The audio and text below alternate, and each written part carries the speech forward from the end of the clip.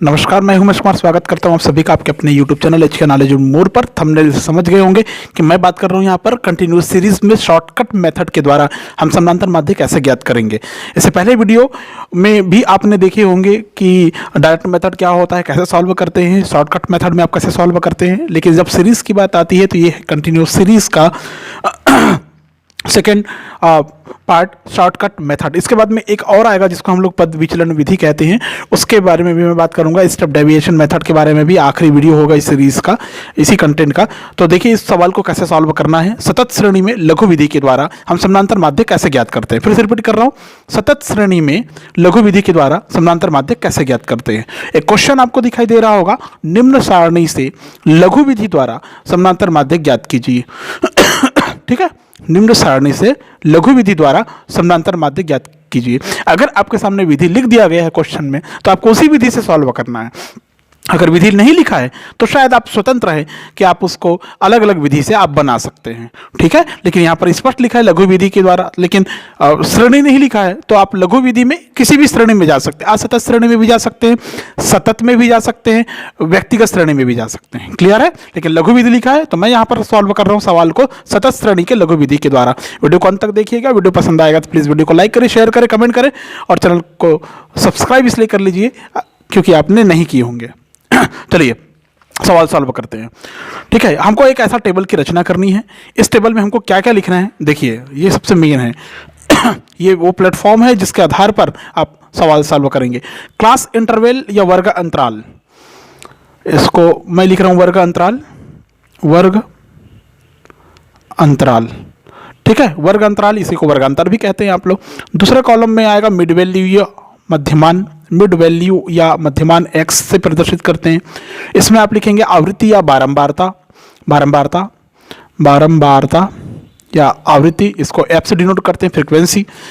उसके बाद में जो थर्ड कॉलम बने, इसमें फोर्थ कॉलम जो बना हुआ है ये होता है पद मूल्य से विचलन, है ना। पद मूल्य से विचलन कैसे निकालते हैं, डेविएशन कैसे निकालते हैं, D equal to X minus A. मतलब हम यहाँ पर एक्स माइनस ए निकालेंगे, ए थोड़ी देर में समझ में आ जाएगा एज्यूम्ड वैल्यू क्या होगी। और आखिरी कॉलम जो होगा ये होगा एफ इंटू डी का। ठीक है, अब समझ गए होंगे कि इसमें क्या क्या नोट करने को है आपको। अब आपको इस टेबल में कॉलम में पूरा फिक्सर बैठालना है इसी को। सबसे पहले 0 से 7, 7 to 14, 14 to 21, 21 to 28, 28 to 35, 35 to 42 और 42 से 49, ये इतनी वैल्यू है। मध्यमान निकालेंगे, कैसे निकालते हैं आपको पता है। लोअर वैल्यू में हायर वैल्यू जोड़कर 2 से डिवाइड करने से मध्यमान निकलता है। तो यहाँ पर मैंने पहले से निकाला हुआ है, आप भी निकाल के देखिए। फॉर एग्जांपल 0 को 7 से जोड़ेंगे आप, ठीक है, क्या आएगा, एक निकाल के दिखा रहा हूँ, 0 + 7/2 हो जाएगा।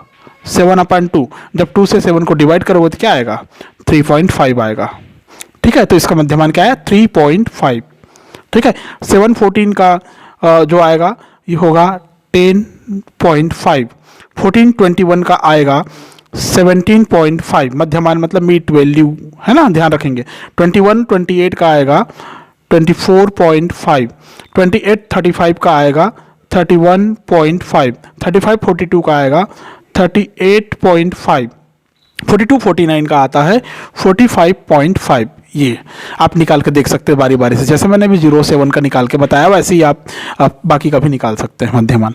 ठीक है, फ्रीक्वेंसी आपको दिया हुआ है यहाँ पर, तो फ्रीक्वेंसी वहाँ पर देख के नोट कर लेना है। पहले का फ्रीक्वेंसी 19 है, फिर 25 है सेकंड का, उसके बाद में 36 है, फिर 72 है, फिर 51 है, फिर 42 है, फिर 28 है। ठीक है, ये हो गया।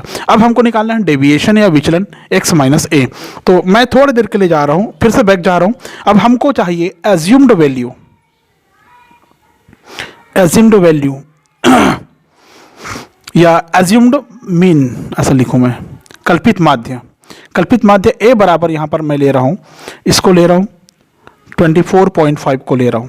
किसको ले रहा हूं, 24.5 को, बीच का 24.5 को। समझ में आ गया, आप समझ रहे होंगे। डेविएशन कैसे निकालना ये भी क्लियर हो गया है, आप आसानी से यहाँ पर डेविएशन निकाल सकते हैं। अब जो कल्पित माध्यम आया है 24.5, हम निकालेंगे डेविएशन, तो x माइनस ए करेंगे हम। x माइनस ए, x है 3.5, इसमें a 24.5 माइनस करेंगे तो क्या आएगा 21 माइनस 21। ठीक है, ऐसे ही 10.5 में 24.5 माइनस करेंगे, ये आएगा 14 माइनस 14, बड़ा है 24 इसलिए। फिर 17.5 में 24.5 माइनस करेंगे, ये आएगा -7। ठीक वैसे ही 24.5 में 24 माइनस करेंगे, 24.5 माइनस करेंगे, ये हो जाएगा 0। 31.5 में 24.5 माइनस करेंगे तो ये आएगा 7। 38.5 में 24.5 माइनस करेंगे, ये आएगा 14। और लास्ट 45.5 में माइनस करेंगे 24.5 तो ये आएगा 21। क्लियर है? तो ऐसे इस प्रकार के आंकड़े आपको प्राप्त हो रहे हैं।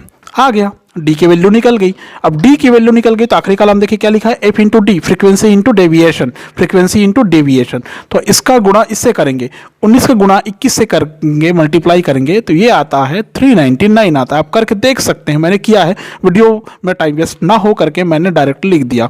25 का गुणा 14 से करेंगे, आप गुणा करके देख लीजिए।